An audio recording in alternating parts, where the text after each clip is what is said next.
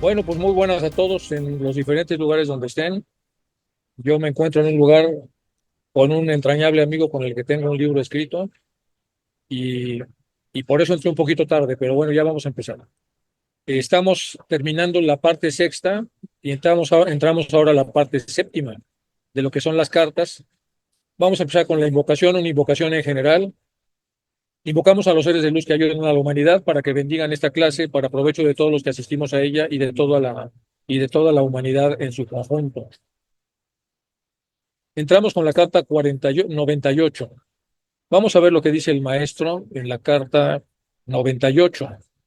Dice lo siguiente: me doy perfectamente cuenta de ello. Sin embargo, por más sinceros que sean estos sentimientos, también están disimulados por una gruesa capa de engreimiento y de terquedad egoísta para despertar en mí algo parecido a la simpatía. Lo que está diciendo el maestro aquí es que se le está manipulando un poco a él para que se despierte en él simpatía, pero eso no es natural. Es una terquedad egoísta y un poco de engreimiento que tiene la intención de despertar en el maestro simpatía.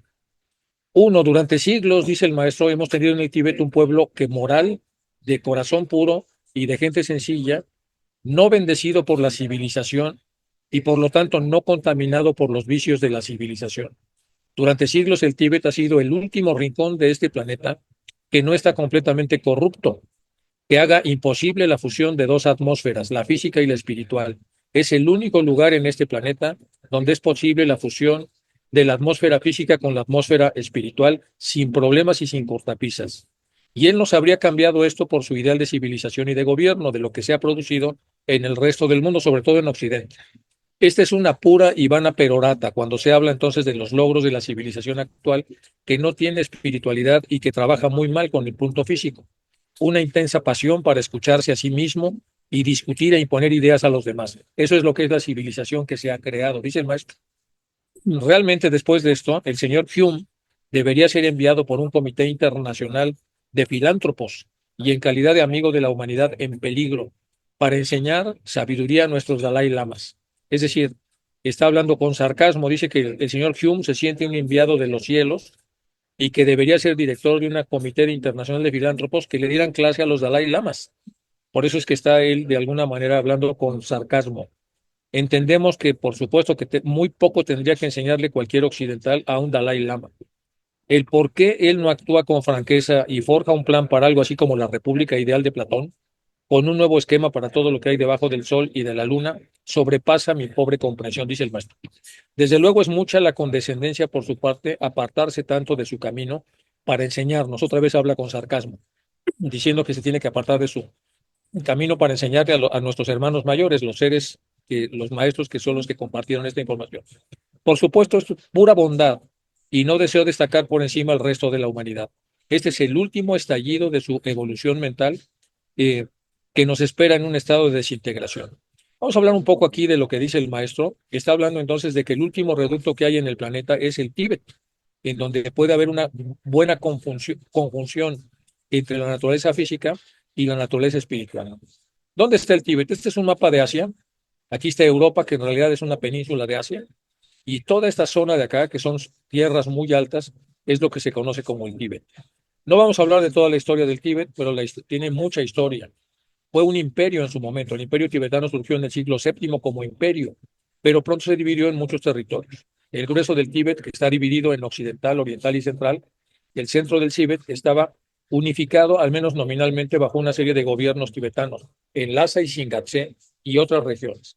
Las regiones orientales de Kham y Amdo no eran muy apropiadas para estar dentro de este sistema, mantuvieron una estructura política indígena más descentralizada que se dividía en un número de pequeños grupos tribales, pasando con frecuencia bajo el dominio chino, porque no tenían un lugar muy establecido y como sabemos había una frontera con China enorme.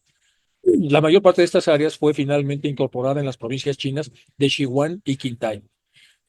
Las actuales fronteras del Tíbet se establecieron en general en el siglo XVIII. Después de la revolución de Qinghai contra la dinastía Qing, en 1912 los soldados Qing fueron desarmados y escoltados fuera del Tíbet. La región posteriormente declaró la independencia en 1913 sin reconocimiento por parte del posterior gobierno de la República de China, que siempre estuvo encima de ello. Más tarde, Lhasa tomó el control de la parte occidental de Xinjiang, en China. La región mantuvo su autonomía hasta 1951 ya con muchos problemas con los chinos.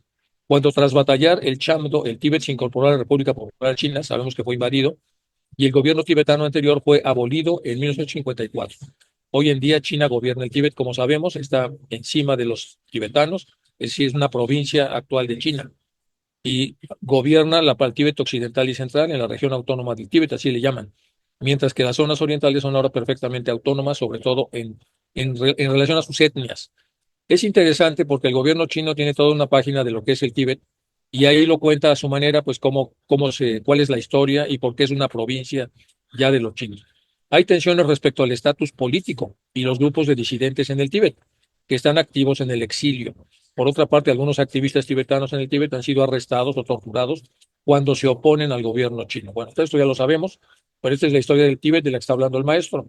Aquí tenemos un acercamiento, tenemos todo lo que es la parte alta del Tíbet. Aquí está China, abajo de este lado está India y Nepal y Bután, que son los países limítrofes importantes del Tíbet. Y en esta zona de acá, la zona que está en conflicto permanente de, entre Pakistán, China e India, que también sería un trozo que de alguna manera está relacionado con los tibetanos. Este es el monte más sagrado del mundo, el Kailas, y el Kailas sobresale en una planicie posterior detrás de este lago que es el Masanobar. El, este lago, que es el más alto del mundo, tiene más de 4.500 metros de altitud. Aquí vemos, aquí vemos que no hay vemos que no hay naturaleza porque no crece en esa altitud. Están muchos de los picos más altos del mundo ahí. Vamos a hablar un poco del lago Masanobar, del que está hablando el maestro. Dice, es un lago en China localizado en el extremo oriental de la región autónoma del Tíbet, aproximadamente a 940 kilómetros de la capital Lhasa. Al oeste de este lago, el Manasa Sarovar, se encuentra el lago Rakastal. Y hacia el norte está el monte Kailash, que en tibetano se llama Kang Rinpoche. Su geografía del lago Masanobar se encuentra a 4.556 metros de altura. Es el lago de agua clara más alto del mundo. Tiene forma relativamente redonda. Su circunferencia es de 88 kilómetros y profundidad de 90 metros.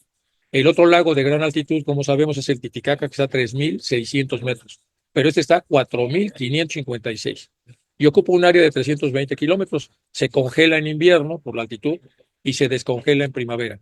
En sus cercanías tiene sus fuentes los ríos Indo, Brahmasaputra, el Sujei y el Kanai. Bueno, la relevancia cultural, el monte Kailas, que vimos ahí al fondo, el lago Masanobar es un sitio de peregrinación que atrae personas religiosas de todo el Tíbet, India y otros países vecinos. Los hindúes creen que si se bañan en ese lago y beben sus aguas y lavan todos sus pecados cometidos en esta vida y en otras, es una creencia.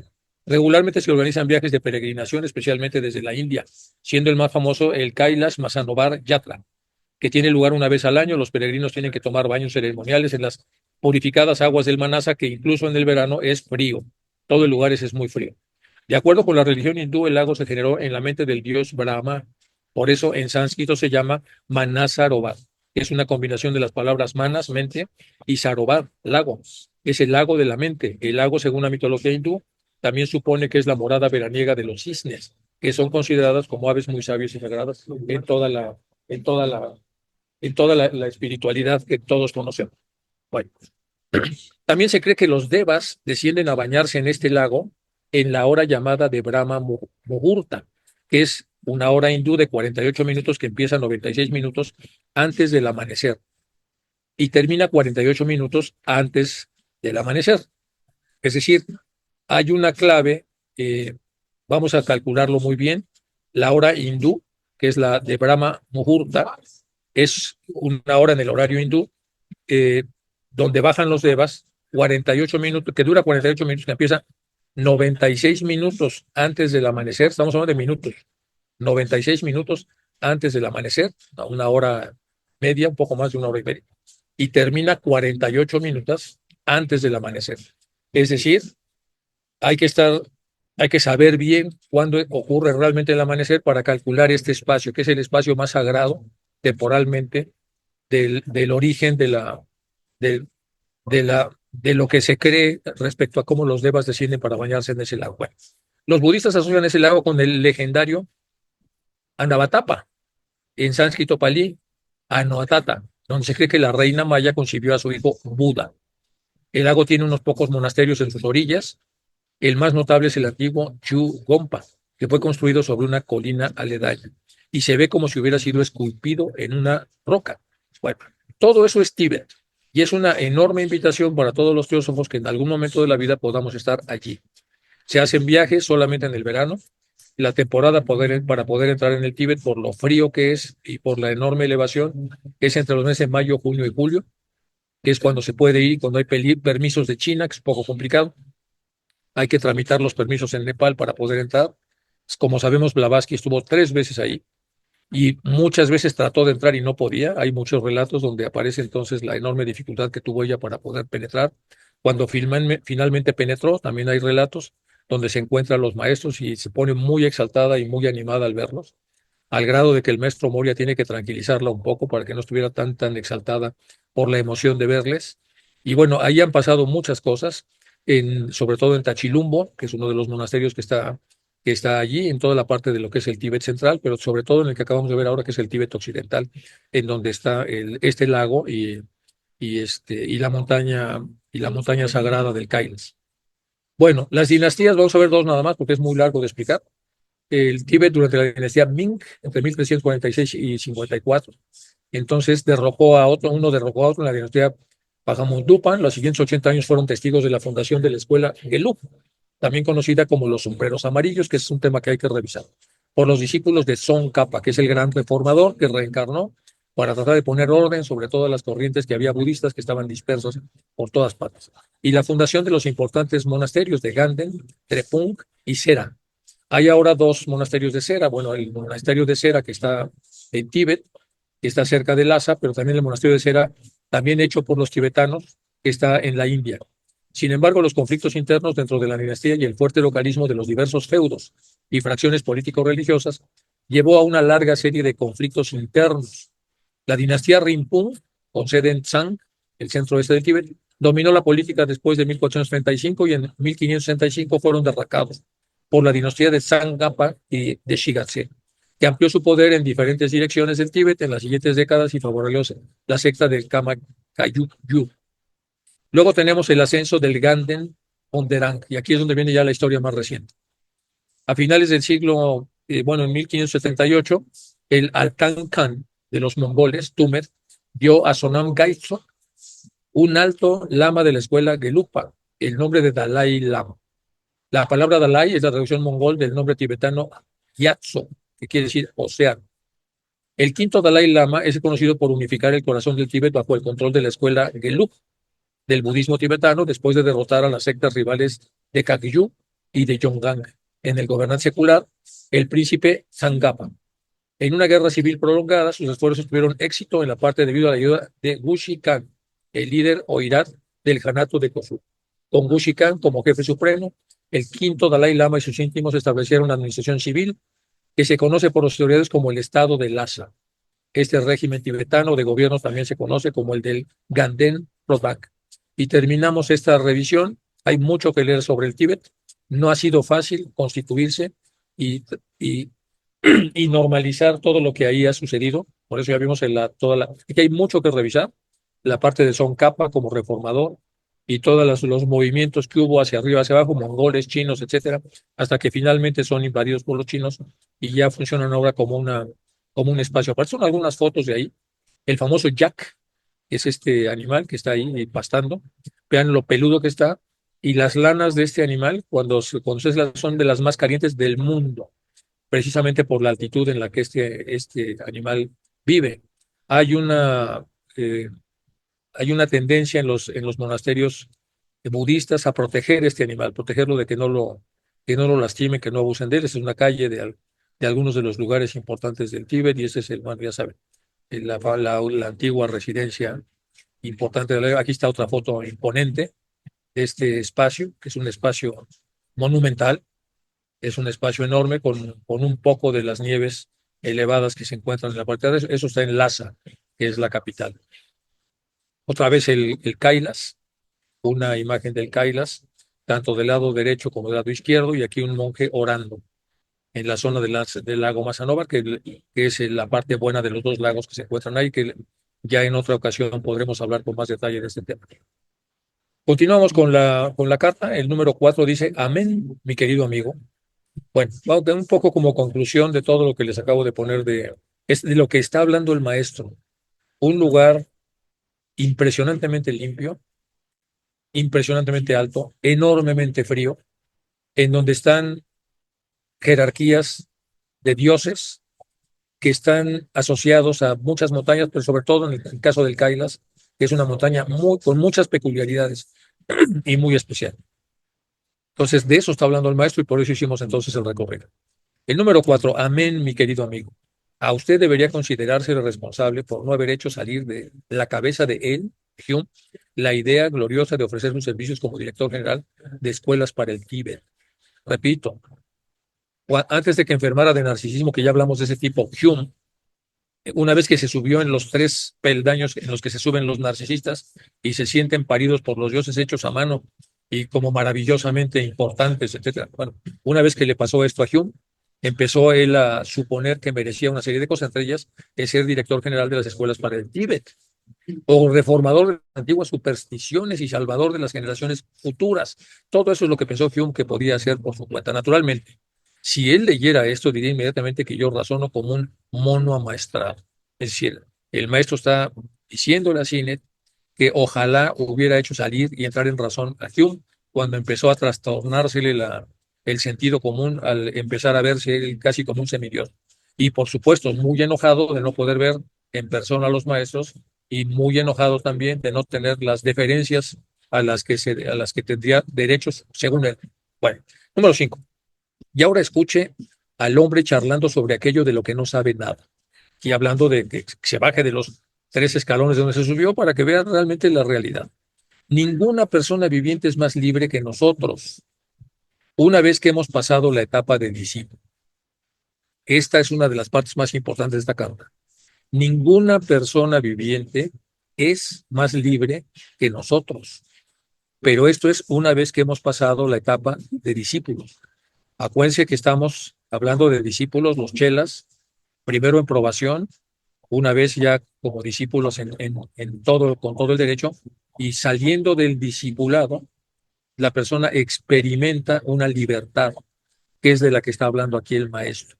Hay que detenernos un poco en esa afirmación. Durante este tiempo deberíamos ser dóciles y obedientes, pero nunca esclavos.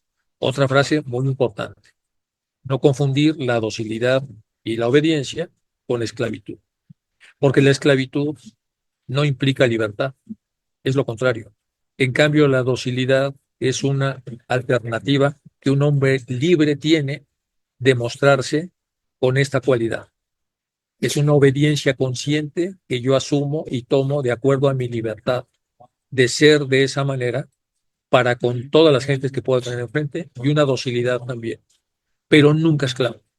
De lo contrario, si pasáramos nuestro tiempo argumentando, buscando argumentos para justificar las tonterías que hacemos, nunca aprenderíamos nada en absoluto.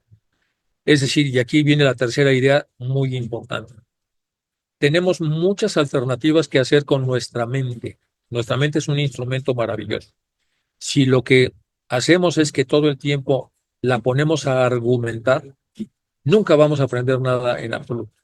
Porque el argumentador primero parte de un juicio, una percepción, un juicio, y después del juicio argumenta la postura que acaba de asumir y tomar. Y en esa argumentación es para lavarse la cara, lavarse las manos y sentirse en paz. Porque los argumentos defienden la postura que la persona que argumentó tiene en relación a cualquier cosa, lo que sea. Nunca aprenderíamos nada en absoluto si somos seres argumentadores. Aquí hay muchos, en estos 3 renglones hay muchísima enseñanza que analizar. Vamos con el número 6. ¿Y quién pensó nunca proponerlo como a tal, mi querido compañero? ¿Puede usted censurarme realmente por huir de unas relaciones más estrechas con un hombre cuya vida parece dedicada a continuas discusiones y filípicas? Repito, ¿y quién pensó alguna proponerlo a él para estos temas, mi querido compañero? ¿Puede usted censurarme realmente por huir de relaciones más estrechas con un hombre? Es decir, usted puede llegar a criticarme porque yo he rehuido entrar en una relación más estrecha con Hume podría usted censurarme, cuya vida parece dedicada a discutir, debatir, discusiones y filípicas. ¿Qué son las filípicas? Vamos a hablar un poco de las filípicas para entender lo que el maestro trata de decir aquí. Vamos a hablar un poco de las filípicas. Cuando estaba en riesgo de la invasión persa, Grecia, que no eran ciudades-estados separadas, eh, había un ejército muy poderoso, con generales muy poderosos ahí, en la parte que está inmediatamente arriba de Grecia, que es Macedonia. Y el ejército macedonio era necesario para poder defenderse de los persas. Y entonces Filipo de Macedonia pidió a los griegos, que era la civilización naciente, un poco también en narcisa por la misma superioridad que tenían tanto en conocimiento como ciencias y todo de los demás. Y por supuesto ellos consideraban bárbaros a todos los que no estuvieran en la órbita de las ciudades-estado griegas. Y tal era el caso de sus vecinos los macedonios. Entonces, sin embargo, las personas pensantes en Grecia pensaban que sin Macedonia iban a caer hundidos por el imperio persa. Por lo tanto, entonces empezaron a haber discusiones públicas respecto a si aceptaban o no a los macedonios como, como seres de pleno derecho dentro de Grecia para poder beneficiarse del ejército y por lo tanto de hacerse más fuertes para defenderse de los persas. Entonces, durante esa época, el famosísimo orador, de los mejores oradores de todos los tiempos, Demóstenes que estaba en contra era chauvinista y estaba en contra de que entraran los macedonios porque pensaban que iban a manchar de alguna manera, al ser una población menos desarrollada que la griega, iban a complicarles un poco. Entonces, él recitó en las plazas públicas de Grecia unas piezas oratorias que hoy son monumentalmente buenas por cómo fueron construidas. Y estas piezas eran para convencer a los atenienses de que de ninguna manera se aceptara a Filipo de Macedonia como parte de la estructura griega. Y estas obras se les llamó históricamente las filípicas. Entonces, aquí el maestro, entonces vamos a rebobinar para que después de esta explicación podamos entender a qué se refiere esto. Dice, durante este tiempo debemos ser dóciles y obedientes, ya lo vimos, entonces, ok, mi querido compañero, ¿puede usted censurarme realmente por huir de una relación más estrecha con este señor, con Hume, cuya vida parece dedicada a continuos debates y discusiones y filípicas? ¿Por qué filípicas? Porque las filípicas son piezas oratorias en donde se argumenta en contra de la anexión o de la simpatía o de la adhesión, al menos cultural, por parte de los macedonios. Y son piezas perfectamente bien hechas, o sea, están llenas de argumentos. Cualquiera que las lea se va a convencer de que realmente era lo que se necesitaba. Hay que recordar que la retórica en aquella época era el arte de convencer. Y un buen retórico utilizaba argumentos sólidos y eficaces para que la gente decidiera por una o por otra causa. Y la mayor parte de los políticos que llegaban a las alturas eran porque tenían oradores que eran maestros en la retórica, en el arte de la retórica. Hay diálogos donde Sócrates habla, de hecho hay un diálogo de la pura retórica, en donde habla Sócrates de cómo se indignó con el mejor retórico de la época, que le dijo a Sócrates, imagínate Sócrates lo importante que es la retórica, que llegué a un hospital lleno de enfermos y convencí a los enfermos que se trataran conmigo y no con el doctor que estaba junto a mí. A ese grado llega, dice, la capacidad de convencimiento que tiene un retórico. Y Sócrates le dice, pero qué barbaridad, qué cosa tan espantosa. Y bueno, y empieza el diálogo. Bueno, y pueden revisarlo ustedes por su cuenta. Y lo mismo que las filípicas, si es que les interesa el tema. Porque el maestro aquí las está tocando. Y como no está tocando, hay que entender un poco cada cosa que toca el maestro para entender qué es lo que trata de compartirnos. Punto y seguido. Él dice que no es un doctrinario. Está hablando de Hume. Cuando es la quinta esencia de ello. Es acreedor a todo respeto, incluso a todo el afecto de aquellos que le conocen bien. O sea, él es el centro de atención de todo. Pero estrellas mías es una expresión que hace muy interesante. Estrellas mías, como Dios mío, algo así. Estrellas mías, en menos de 24 horas paralizaría a cualquiera de nosotros que tuviera la desgracia de acercarse a menos de una milla de él. Oigan nada más lo que dice el maestro. Dice, válgame Dios, estrellas mías, en menos de 24 horas paralizaría a cualquiera de nosotros que tuviera la desgracia de acercarse a menos de una milla de él. Y esto simplemente por el agudo repiqueteo de su voz hablando de sus propios puntos de vista. Es un hombre con una fuerza enorme para argumentar, pero muy débil para integrarse a la argumentación de la persona que tiene enfrente. Es decir, cero autocrítica y una potente crítica externa. Imagínense nada más qué complicación. Una persona muy agudo para criticar a los demás y muy superficial para criticarse a sí mismo. Bueno, no y mil veces no. Hombres como él pueden ser hábiles, estadistas, oradores, todo lo que usted quiera, pero nunca van a ser adeptos, nunca van a ser adeptos. Esto hay que tomarlo en cuenta muy bien. Hombres como él, es decir, ¿quiénes son? Argumentadores, personas entonces que pueden a través de la retórica conseguir los intereses que quieren. Cualquiera de esas personas pueden ser grandes estadistas, pero no pueden ser adeptos, nunca adeptos. Oradores, estadistas, etcétera. Bueno, y esto es muy importante para nuestros jóvenes, para ver por dónde se pueden, es decir, les damos a través de la cultura occidental una ruta para que sean importantes a través de la oradora, de la oratoria, a través de la retórica, a través del brillo personal, pero no les damos la otra alternativa de la que está hablando aquí el maestro, que es la que lleva realmente al desarrollo real interno, que es el adaptado. No tenemos ni una de esa clase entre nosotros. Y ese es tal vez el por qué nunca hemos sentido la necesidad de tener un asilo de orates. Esa es la necesidad por la que no hemos tenido la necesidad de un asilo de orates, sin manicomio. En menos de 3 meses habría hecho volver loca a la mitad de nuestra población tibetana. Repito, no tenemos ni una de esa clase entre nosotros, de los oradores, argumentadores, que demuestran que las cosas son de acuerdo a la capacidad de la lengua para demostrarlo. Y ese es tal vez el por qué nunca hemos sentido la necesidad de tener un asilo, un asilo de orates, un manicomio. En menos de 3 meses habría hecho volver loca a la mitad de nuestra población tibetana. El otro día deposité en el correo de Umbala una carta para usted. Veo que no la ha recibido todavía. Simplemente suyo afectuosamente, maestro Cotón. Bueno, estas son las cartas que Barker puso ya como cartas varias que no tienen que no pudo él ubicar dentro de la cronología que había hecho del resto de las cartas, pero que tienen información muy importante. Aquí estamos viendo entonces cómo se desquició un poco Hume, pero el maestro también nos da un montón de detalles que hay que revisar con mucho cuidado. Y estos detalles hay que verlos con cuidado, porque son detalles que yo creo que merece la pena que todos podamos analizar. Y muchos de ellos tienen que ver con la forma de lo que sería una persona exitosa al día de hoy y que estamos muy equivocados, porque el éxito en real es el que nos lleva a tener una vida equilibrada, en donde podamos, por supuesto, que influir a los demás a través de una oratoria concisa, equilibrada, razonablemente buena, justa, justa con los contraargumentos de lo que decimos, para dejar que la gente piense y elija.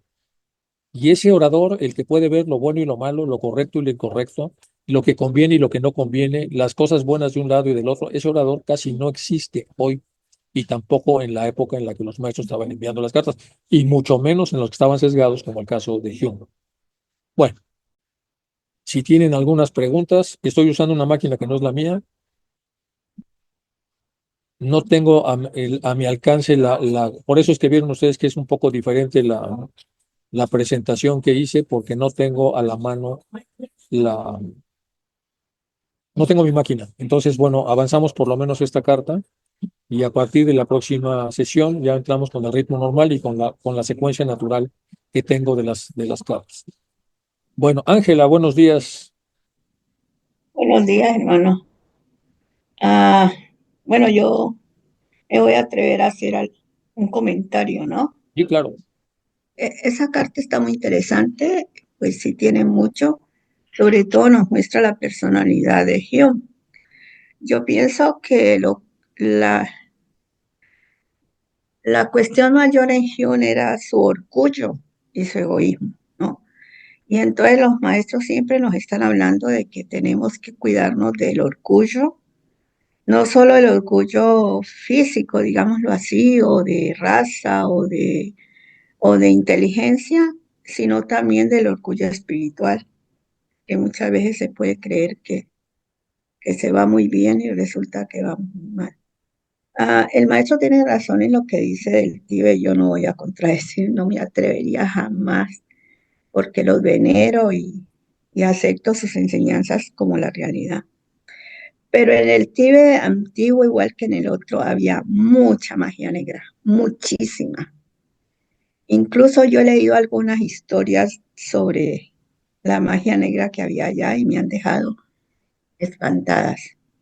No voy a decir qué libros porque no vale, no me voy a poner a recomendar libros que a la hora de la verdad no dejan ninguna enseñanza. Y no nos olvidemos que Milarepa fue uno de los grandes magos negros que hubo allá en el Tíbet, que él logró salir de eso y se convirtió en un verdadero mago, un mago blanco. Pero esas son excepciones, porque incluso en la época moderna, cuando empezó, se puso de moda la, la computadora y todo eso, empezaron a mostrar supuestamente el, el rito de WhatsApp o las reuniones de WhatsApp. Y resulta que eso estaba controlado por todos los magos negros, que en su gran mayoría son los del casquete rojo. El mismo hermano lo dice, casquete rojos y vestimenta roja. Y había en ese entonces, antes de que los chinos llegaran, mucha superstición y mucha ignorancia y muchísima pobreza.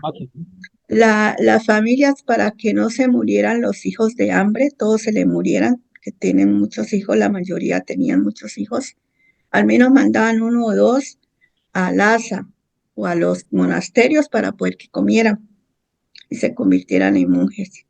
Y eso lo aprovechaban los oscuros para hacerlos, para ponerlos en sus sectas. Entonces, yo creo que por un karma, lo que sea, la China invadió, no sé, eso yo no lo puedo decir, ni creo que nadie de nosotros, pero es muy interesante y hay que tener mucho cuidado también con quién se mete las personas que van a la India, o no tanto a la India, sino al Tíbet, eh, con quienes estudian, porque hay todavía mucho, y eso en cierta manera protege, por decir así, esos oscuros son como un escudo para no encontrar a los verdaderos adeptos. Entonces yo creo que hay que tener cuidado, no se puede ir ciego, que sí, que voy a encontrar aquí a un gran maestro ni nada, tenemos que tener mucho discernimiento y qué lástima que un hombre así tan brillante mentalmente como Hume, pues no pudo lograr nada en realidad. Eh, Stinnett en cierta manera sí logró algo, ¿no? Pero también al final de cuentas se dedicó al espiritismo creyendo que se comunicaba con el maestro cuando el maestro le dijo, cuando esta puerta se cierre no se volverá a abrir. Y así fue, pobrecito. Bueno, ¿quién soy yo para decir pobrecitos? Perdónenme ustedes. Gracias, hermano. Eso era todo, Enrique. Muchas No, como siempre, muy bonita los comentarios que haces, y quiero tocarlos con más detalle. Déjenme poner nada más esto para. Bueno, eso es lo que estaba comentando Ángela, vamos a revisarlo. El orgullo es un sentimiento de satisfacción por los logros propios, capacidades, por las capacidades que tengo para que me hacen sobresalir por encima de los demás, o los méritos, es decir, las cosas a las que tengo derecho supuestamente por los esfuerzos que he realizado propios, o por algo en lo que una persona se siente concernida y superior a los demás. Entonces, el orgullo es muy fácil que se dispare a través precisamente de la argumentación que está hablando el maestro y de lo que ya habló Ángela. ¿Por qué? Porque empezamos a argumentar, lo primero que hacemos es observar, vemos que yo tengo más capacidad que otra persona en lo que sea, después hago un juicio, el juicio es esta comparación, y después del juicio hago una argumentación, y después de la argumentación digo, bueno, pues si yo soy mejor que la otra persona, pues el otro merece estar abajo y yo arriba de lo que sea, y empieza un problema en la relación, porque en la relación entonces se hace para someter al que suponemos que es inferior, cuando muchas veces los inferiores son personas de mucho desarrollo, son a veces hasta bodhisattvas. Entonces, por esas razones que el orgullo es muy complicado, muy complicado. Es muy fácil de ver, pero tiene tentáculos, como ya comentaba Ángela. Entonces, las cabezas, ¿qué es a lo que lleva el orgullo? Arrogancia. Una persona con este tipo de orgullo es arrogante, creído, es vanidoso, se cuida mucho, cuida su físico, cuida su ropa, cuida su manera de hablar, yo qué sé, hay una vanidad, exceso de estimación propia. Suele conllevar a un sentimiento de superioridad y a veces se ciega por el propio ayuda. Y lo otro que habló Ángela es la vocación, que generó problemas en el antiguo Tíbet con los casquetes rojos, porque llegaban estas personas sin vocación y entonces eran fácilmente atraídas. Y es un problema, ese es un gran problema. La vocación es el deseo de inclinación por parte de las personas a cierta profesión o carrera o acción. Es algo que surge de adentro, que la persona lo hace inclinarse por algo. Pero lo que comenta Ángela, que también pasa en la actualidad, también pasó con la enseñanza cristiana, es que las familias pobres tienen que mandar a los chicos. Yo he dado muchas conferencias pues me invitaron a raíz de un libro que escribí hace mucho tiempo, me invitaron a darles charlas a los novicios. Y sí, son personas que provienen, bueno, la experiencia que yo tuve, por lo menos en México, en el seminario palafoxiano, se ven personas con una vocación, digamos, más bien media, y que provienen de lugares muy lejanos, es lo que yo vi. Por supuesto que no puedo generalizar, pero es en relación a lo que estaba comentando Ángela. Y esto les da por lo menos una posibilidad. Y también en los relatos históricos se habla, en España llegó a pasar lo mismo. Las familias de 8 o 10 hijos pues heredaban al mayor las tierras que no eran muy grandes o al segundo, y los demás iban curas militares o lo que fuera, pero no había tampoco mucho espacio para poder hacer una vida. Esa es la población que habíamos generado y creado en aquel entonces. Bueno, dejo de compartir y era para robustecer lo que ya había comentado aquí, Ángela. No sé si tengas algún comentario adicional, Ángela. Es que no he podido bajar la mano, entonces se Ah, me quedó perdón. la... No, sí, pero si No, quieres, ya la bajé, está Luz Marina, Luz sí, Marina. perdón, Luz Marina. Gracias, Enrique. Sí, me parece interesante la reflexión de Ángela al comienzo, muy clave ese tema de cómo aprendemos a través de la experiencia de Hume y de Sinet, el tema del ser humano recibiendo las enseñanzas de los maestros, esa preciosa oportunidad que tuvieron, pero bueno, así era. Gracias a eso existen las cartas, qué maravilla. Gracias, Enrique, por eso. En cuanto a los linajes del budismo, yo llevo vinculada con el budismo ya 16 años. Ah, Todos los que practicamos budismo se nos advierte de la historia que hubo en el Tíbet del budismo, cómo se desarrolló, cómo se generó, lo mismo que ha pasado con todas las enseñanzas y cómo Son Kappa a través del linaje Gelupa actualizó los linajes y todos los linajes en este momento siguen las enseñanzas de Son Kappa. Los actualizados oficiales son el linaje Sankhya, el Karmakayu, el Nyingma y el Gelupa, que es el del Dalai Lama. Entonces, cada linaje tiene un gran dirigente espiritual, el del linaje que yo sigo, el del Karmakayo, y el Karmapa. En este momento hay dos Karmapas, ya se unieron, ya hay hermandad entre ellos. Como todo proceso que trae enseñanza a los seres humanos tiene sus altibajos, porque a la larga son seres humanos, no son iluminados los que entran a continuar la tradición de los maestros. Y siempre, aunque tú llegues al linaje Gelupa, que llegue al del Dalai Lama, siempre en el budismo, a todo estudiante budista, desde lo que yo entiendo y a mí en lo que me hicieron en mi inducción al linaje que yo sigo, la práctica que yo sigo, es que el maestro independiente, así sea de los oficiales, siempre el estudiante debe poner a prueba a su maestro y que debe siempre estar alerta a la coherencia, palabra, acción y pensamiento y sus enseñanzas y la coherencia. Y que es libre en cualquier momento de dejar o denunciar. Yo entiendo que con el linaje de Lupa se han presentado cosas que han denunciado y no han hecho mucho. Y hay unas denuncias ahí, un grupo de monjas, porque entendamos que esto no es de un maestro, esto es de ir a la enseñanza. Lo otro que sé con certeza es que los cuatro linajes oficiales que hay actualmente son los que sostienen las enseñanzas que actualizó Tsongkhapa. porque él vino y rescató lo mismo que hizo el Buda con las enseñanzas brahmánicas, lo hizo Tsongkhapa, lo mismo que hizo Jesús con la enseñanza judaica, digamos. Entonces, eso lo tenemos que entender. Entonces, siempre que uno se acerca a cualquier camino, llámese budismo, hinduismo, cristianismo, lo que sea, a este 2021 lo que uno tiene que estar muy claro es a qué, bajo qué cobijo de maestro o guía espiritual o sacerdote o cura o monje o como se llame, sigo, porque si yo en coherencia en la Iglesia Católica se han encontrado y se han visto un montón de cosas y entre más días más graves, pero igual está en toda la línea protestante, seguramente que lo hay en la anglicana, en todos, porque son seres humanos que se equivocan. En todo lado, hasta donde yo entiendo la enseñanza, Enrique, corrígeme, donde hay desarrollo espiritual, el opuesto está. El tema es, mire que esas conferencias cada vez las entiendo mejor, Enrique, gracias, que nos diste de la protección del mal. Eso hay que tener, estar alertas, porque es verdad. Entonces, eso le pasó a todos nuestros hermanos teósofos anteriores, pues no se habla de eso porque eso es delicado.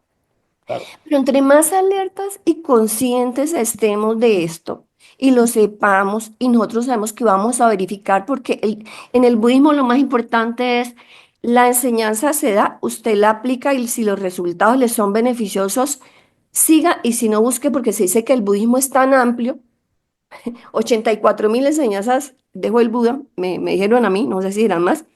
Y eso es como una gran botica en donde cada cual puede elegir cuál es la ruta suya o cuál le puede ayudar para que usted haga su ruta. Y no, no es, o yo no le doy mucha validez a eso por experiencia propia, de que como yo nací en el catolicismo, porque yo nací en el catolicismo, familia católica, un sacerdote, monje y demás, yo hace mucho rato que no me relaciono. Mejor dicho, ya desde hace más de 16 años yo no, ya me habla más, me conecto más con la enseñanza del Buda y la práctica budista y digamos que el lunk para la meditación que tengo me ha dado resultado y ahí estoy y es buena para mí. Como dijo el Dalai Lama, la mejor práctica o el mejor camino espiritual o la mejor religión es la que lo hace ser mejor humano. Entonces, desde ahí, si nosotros lo tenemos claro, claro que sí, seguramente puede haber mucha brujería, cosa oscura en el tubo, como lo puede haber acá en Colombia, como lo puede haber en Estados Unidos, como lo puede haber en Cuba, a nivel mundial. Y yo creo que en estos tiempos que estamos viviendo, seguramente que eso está y se está, no sé, porque, porque los tiempos son difíciles. Entonces yo creo que yo dejaría como una reflexión acá. No es el tener aprensión o de pronto alerta con el Tíbet, es al Tíbet o a cualquier línea en la cual uno se sienta inspirado o inquieto o impulsado o motivado a acercarse a hacerlo, pero hacerlo con criterio, con autenticidad y verificando en sí y obviamente validando, porque si en el budismo hablamos del óptimo noble sendero y llegamos con un maestro ABCD que no es así, pues no es, yo tengo que estar alerta. Y puede ser del mismo linaje Gelupa, porque como les digo, ahí hay denuncias muy graves en Internet, pero es que cada maestro depende. Por eso uno de los principios graves del budismo es que se le advierte al que está haciendo el proceso espiritual que cuando se miente a su maestro a través de los méritos alcanzados y la rectitud de lo que él ha experimentado, se llaman sus, ¿cómo se llama eso? No me acuerdo ahorita, pero digamos que son como logros espirituales, que, porque eso le preguntan antes de darle el lun siguiente, para hacer un lama que dé enseñanza y para autorizarlo. Eso se considera una grave violación del karma. Hay un montón de códigos que lo rigen a ellos y que lo rigen a uno como estudiante. Entonces, creo que cada camino tiene que ser muy consciente de cada quien, muy personal, que se sienta motivado o conectado con ese camino, independientemente porque el lado oscuro va a estar en todos lados. Me parece como importante a tener en cuenta. Era eso. Gracias. Gracias, muchas gracias por lo que comentaste. Y también quiero hacer un comentario en relación a lo que acabas de comentar. Miren, a ver, hice esta rápido. Es, aquí tenemos la porción más elevada, está resuelto los contrarios. En la porción inmediatamente inferior, los contrarios están implicados, imbricados. Uno puede ver el yin yang, puede entenderlo como parte de un todo. En el siguiente nivel empiezan a separarse, pero en este nivel, que sería como el tercer nivel, ya empieza a haber una separación de contrarios. Si un mago oscuro te lleva a observar la parte negativa de lo positivo que estás viendo y solamente te concentras en la parte negativa y pierdes de vista lo positivo, van a conseguir su objetivo, que es que tú puedas generalizar. Eso se llama en los estudios cognitivos, y lo estudian mucho en la India esto, es un proceso que se llama índice generalización.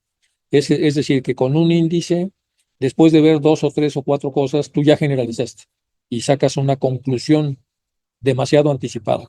Y en el siguiente nivel de más abajo se abren más la diversidad.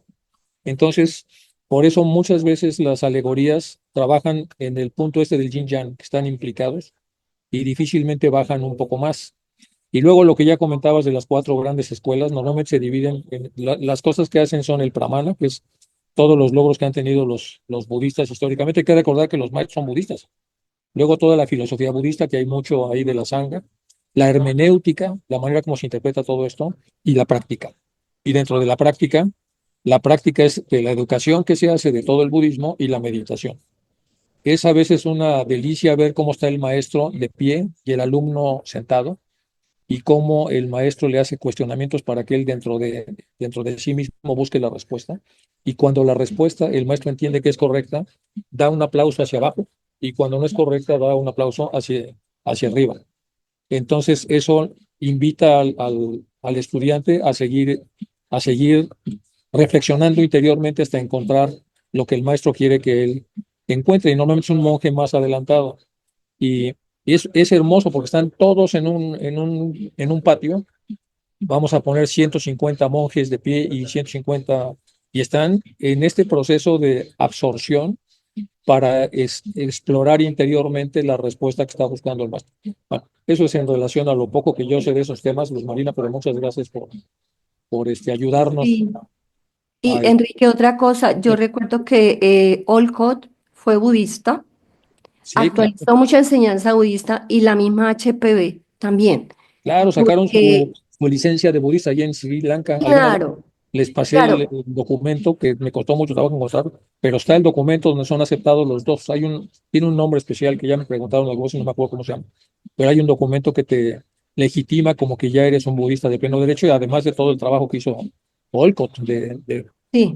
promoción del budismo, ¿no? Y de Que fue, purificar también, porque es que la enseñanza cuando va de persona en persona, acordémonos que las personas se va degradando porque el que llega no es tan evolucionado como el que se fue, y el que llega también es un ser humano incompleto, egoísta, bueno, todo eso que sabemos, y también está en proceso. Entonces, digamos que sí, hay que estar muy alerta con eso de los caminos que se eligen y a dónde, y hay que pero ver más de budismo, Luz Marina, tú nos claro. puedes ayudar mucho, los que tienen más práctica budista, porque hay que recordar que los maestros son budistas. Es una Sí, yo, religión yo muy... tengo en el linaje de Camino del Diamante es una práctica muy simple para occidentes y no se habla mucho del budismo esotérico, como que estoy aprendiendo más del budismo Claro. esotérico acá que el camino, porque esa parte, el ama nos dice, no se meta con eso que se enreda la cabeza, usted haga la práctica y rectitud en todo lo que hace y ahí cuando se abra la puerta usted sabrá. Entonces, Mm. digamos que es muy práctico el tema. Y yo en mi experiencia, la verdad, yo he encontrado mucha coherencia en las enseñanzas que me han dado y me siento confiada en ellas. Bueno, pues muy bien.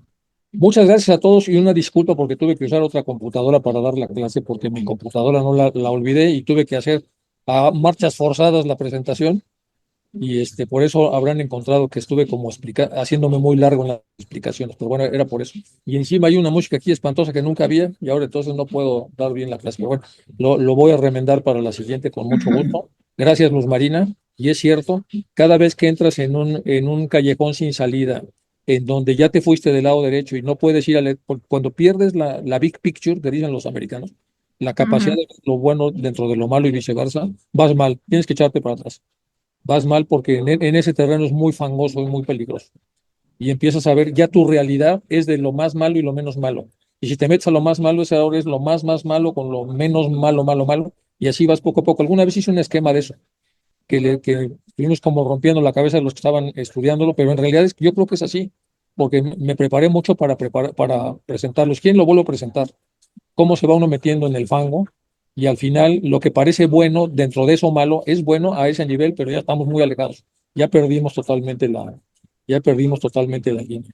¿Y cómo se hace eso? Pues con argumentaciones verbales, pero también argumentaciones etéricas. Por eso se hizo la clase del mal, porque hay que saber que también de repente nos visitan seres para empezar a susurrarnos cosas y eso de alguna manera nos invita a meternos en caminos que no debemos. Y todo teósofo debe saber protegerse de ese tipo de influencias para no perder la brújula, que es lo que más o menos le pasó a Hume también.